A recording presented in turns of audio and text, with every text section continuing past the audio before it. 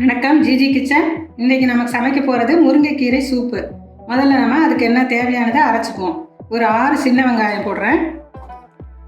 ஒரு சிறிய துண்டு இஞ்சி கட் பண்ணி வச்சுருக்கேன். 1/2 டீஸ்பூன் சீரகம், ஒரு 10 பூண்டு, ஒரு சின்ன துண்டு பெருங்காயம் எல்லாம் ஒன்றா போட்டுக்கலாம். 2 ஸ்பூன், ஒரு 2-2.5 ஸ்பூன் பாசிப்பருப்பு கொஞ்சம் நேரம், ஒரு 1/2 மணி நேரம் ஊற வச்சுருக்கிறேன். ஒரு சின்ன தக்காளி பழம் கட் பண்ணி வச்சு எடுத்துருக்கோம். இதை நம்ம 1-2 அரைச்சி எடுத்துக்குவோம்.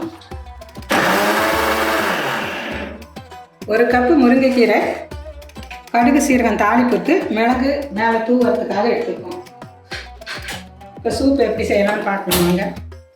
2 ஸ்பூன் நல்லெண்ணெய் ஊற்றுறேன் நான்.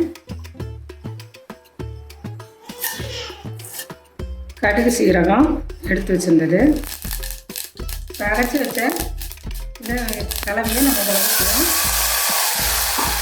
எதுக்கு அரைச்சி போட்டோம்னா அது அரைச்சி போடும்போது அதனுடைய டேஸ்ட்டு நல்லா கிடைக்கும். பருப்பும் கொஞ்சம் சீக்கிரம் கரைஞ்சி இருக்கும்.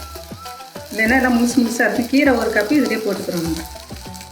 இப்போ 3 கப்பு தண்ணி ஊற்றுறேன் நான் சூப்புக்காக. அதை நல்லா மேலும் முதல்ல 1 கப்பு ஊற்றிக்கலாம். அதை கொஞ்சம் கீரை சட்டுன்னு வேகும், அதுக்காக அப்படி பண்ணுறோம். அப்புறம் தண்ணி ஆட் பண்ணிக்குவோம் தேவையான அளவுக்கு.